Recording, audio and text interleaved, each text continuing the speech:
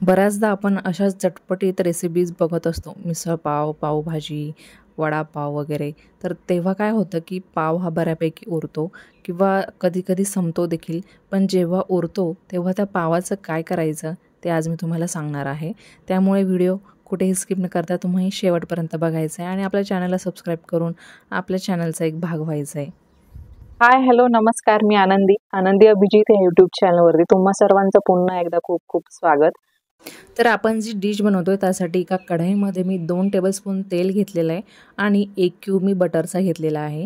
तर ह्या रेसिपीमध्ये बटरचा जो वापर आहे तो एकदम परफेक्ट आहे किंवा तुम्ही तो वापर त्याचा करायचाच आहे. तुमच्या डिशला ह्या बटरमुळे खूप छान चव येते. बटर नसेल तर तुम्ही तुपाचा देखील वापर करू इथे शकता. तर त्यानंतर इथे मी 2 मध्यम आकाराचे बारीक चिरून घेतलेले कांदे घालते. हे छान व्यवस्थित परतवून घ्यायचेत. कांदा हा लाल बुंद होईपर्यंत आपल्याला परतवून घ्यायचा आहे, जेणेकरून तो कच्चा राहणार नाही. आणि आता ह्यामध्ये हलकंसं मीठ टाकायचं आहे, जेणेकरून कांदा हा लवकर सॉफ्ट होईल आणि कडक होणार नाही. तर जवळपास इथे 1 ते 2 मिनिटं मी छान परतवून घेतलेलं आहे. आणि आता यामध्ये आलं लसूणची पेस्ट मी घातलेली आहे. आलं लसूणची पेस्ट करताना मी त्यामध्ये पाण्याचा वापर केलेला आहे, त्यामुळे ते इथे जास्त फ्लोई तुम्हाला दिसतं, लिक्विड दिसते. त्यानंतर मी इथे 1 शिमला मिर्च बारीक कट करून घेतलेली आहे, ती देखील यामध्ये घालून घ्यायची आहे. शिमला मिरचमुळे खूप छान चव येते ह्या मसाल्याला. आता शिमला मिरची देखील सॉफ्ट होईपर्यंत आपल्याला परतवून घ्यायची आहे. कांद्यामध्ये तुम्ही झाकण ठेवून देखील परतवून घेऊ शकता किंवा लगेचच त्यामध्ये टोमॅटो ॲड करून तुम्ही हे सर्व परतवून घ्यायचं आहे. सर्व भाज्या मिक्स करून झाल्या की ह्यावरती जवळपास 5 मिनिटं झाकण ठेवून आपल्याला हे परतवून घ्यायचं आहे, हे शिजवून घ्यायचं आहे, जेणेकरून सगळे जे आपले कांदा, टोमॅटो आणि जी शिमला मिरची आहे ते एकदम सॉफ्ट होईल. तर हे बघा मस्त छान तेल पण सुटलेलं आहे आणि सर्व भाज्या मस्त सॉफ्ट झालेल्या आहे. आता ह्या परत मिक्स करून आपण ह्यामध्ये मसाले घालणार आहोत. तर अशा छान छान रेसिपीजसाठी आपल्या चॅनलला नक्की सपोर्ट करा आणि आपल्या चॅनलला सबस्क्राईब करून आपल्या चॅनलचा एक भाग व्हा. तर इथे आपण काही मसाले टाकणार आहोत.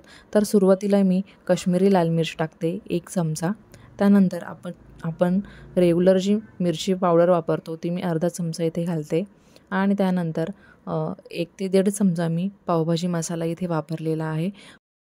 ह्या रेसिपीसाठी पावभाजी मसाला हा खूप महत्त्वाचा आहे, त्यामुळे पावभाजी मसालाचा वापर तुम्ही नक्की करायचा आहे. त्यानेच एकदम छान चव येते तुमच्या ह्या डिशला. तर आता सर्व मसाले मिक्स करून घ्यायचे आहेत.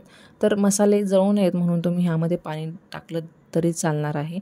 फक्त अर्धा ग्लास किंवा अर्धा वाटी पाणी टाकायचं आणि सर्व मसाले व्यवस्थित शिजवून घ्यायचे आहेत. जोपर्यंत त्याला तेल सुटत नाही तोपर्यंत आपल्याला हे सर्व छानपैकी शिजवून घ्यायचं आहे.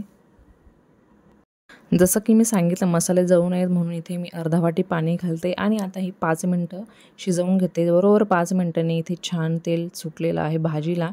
तर इथे आपली जो मसाला आहे, जी भाजी आहे ती रेडी आहे ह्या डिशसाठीची. तर पुढे काय करायचं की पाव कसे ॲड करायचे किंवा पावासोबत काय प्रोसेस करायची आहे ती मी तुम्हाला पुढे सांगणार आहे. त्यामुळे व्हिडिओ स्किप न करता शेवटी बघायचा आहे. तर तुम्हाला वाटत असेल की ह्यामधले जी भाज्या वगैरे आहेत त्या अजून जाड राहिलेल्या आहेत, तर त्या अशा प्रकारे चमच्याने तुम्ही मॅश करून घ्यायच्या आहे किंवा पावभाजीचं जे मॅशर येतं त्याने तुम्ही मॅश करून घ्यायच्या आहे, जेणेकरून ह्या एकदम सॉफ्ट राहतील.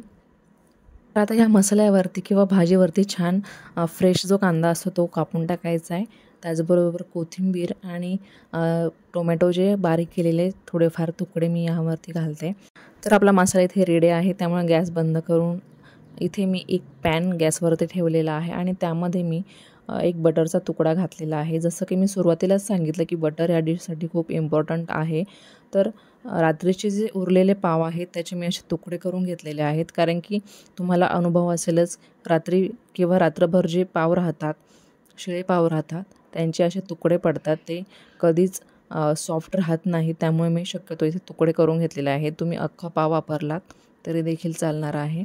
तर तुकडे करून घेतल्यानंतर ते इथे मी बटरमध्ये छान रोस्ट करून घेते किंवा भाजून घेते, जेणेकरून ते थोडेसे ब्राउनिश होतील, त्याला थोडंसं ब्राऊन असं कोटिंग येईल.